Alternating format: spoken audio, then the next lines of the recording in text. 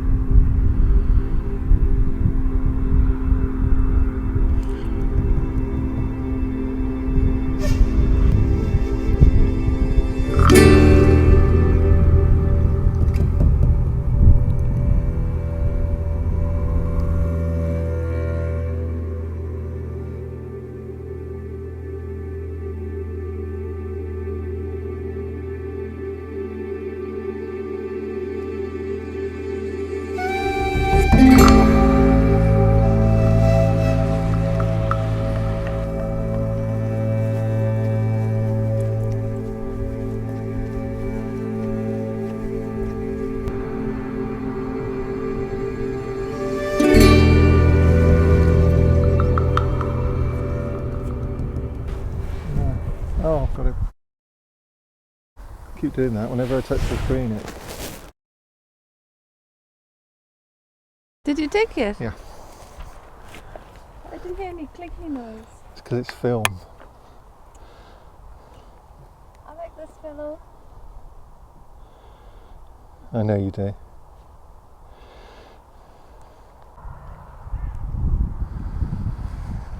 But this place is not just a cultural artifact; it's a political one.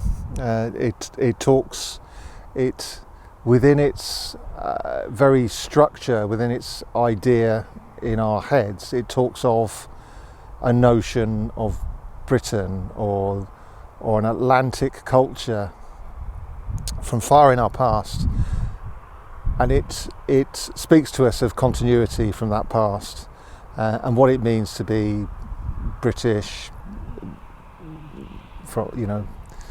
and that sort of Neolithic and Bronze Age culture. So it's not just cultural, but we have to be careful of sort of going down ethno-nationalist political dead ends. So this is the culture that built this might have ended when the Bronze Age people, the people who built the round barrows, though they continue to use it, continue to venerate it, the culture that built it might have ended at that point. It's right on the cusp, between like 2400 and 2300, when the Bronze Age settlers arrived, bringing new customs like beakers and gold items and copper knives and so on. But they also brought a new language, probably, according to Barry Cunliffe, a respected archaeologist, a new language, and that language was the ancestor of Welsh. So there is continuity in these islands that goes back to the point either when this place was built or before or after, shortly after. But it's a watershed moment. So the Welsh certainly have that sense of continuity, can quite legitimately have that sense of continuity, but also a notion of Britishness can as well. So the Anglo-Saxons also brought that Welsh culture to an end within England. It didn't within Wales. The Welsh language now managed to survive and still spoken today. But obviously an oppressed culture, but nonetheless, or repressed, but nonetheless, they're still here. But we can all take, anybody who lives here, we mustn't think of it in terms of blood. That way madness lies.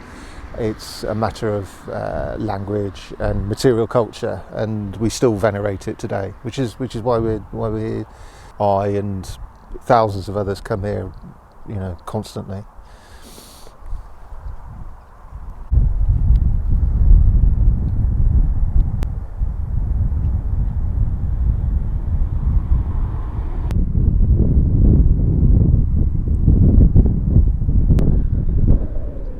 What marks a henge monument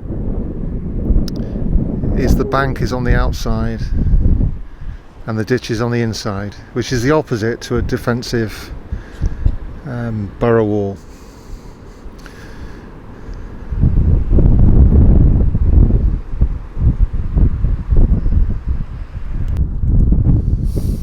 So this ditch and bank is to keep things in, not to keep things out.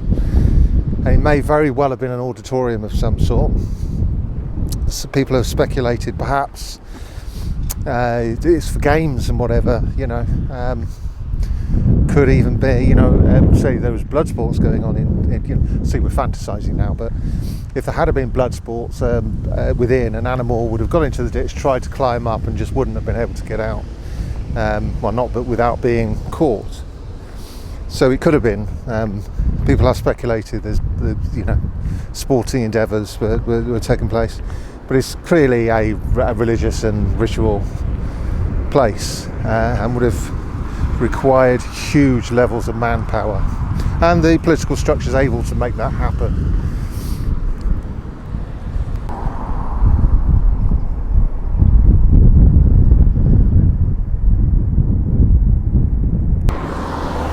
So what do you think then, Chitra? Do you think it was blood sports or ritual or political? What was this place made for? I think it was ritual. I don't know why, but it's just a feeling. It's not blood sport, because I don't think there's so much care would have been taken with placing these stones all around. Why would you need stones for an arena of blood sports? But you know how expensive the Olympic Games is. It practically crippled Britain when we hosted it, and we do take sport seriously, don't we? Yeah, we do. But then that would suggest these stones are here for purely decorative purposes. Okay, so they're not goalposts or anything like that. I don't think so. Well, who knows? I don't know. It could be metaphorical goalposts. They do seem to have kept the best stones here, though. They're better stones than the Avenue, aren't they? Yeah.